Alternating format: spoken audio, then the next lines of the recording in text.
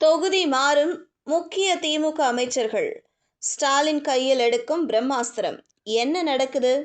திமுக அமைச்சர்கள் பலர் இந்த முறை சட்டசபை தொகுதியில் தொகுதி மாறி போட்டியிட வாய்ப்புகள் உள்ளதாக கூறப்படுகிறது.